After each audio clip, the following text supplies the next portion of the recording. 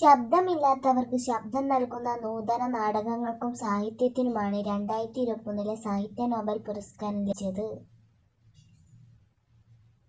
ഇറാനിലെ വനിതകളെ അടിച്ചമർത്തുന്നതിനെതിരെ നടത്തിയ പോരാട്ടത്തിനാണ് 2023 സമാധാനത്തിനുള്ള നോബൽ പുരസ്കാരം ലഭിച്ചത്.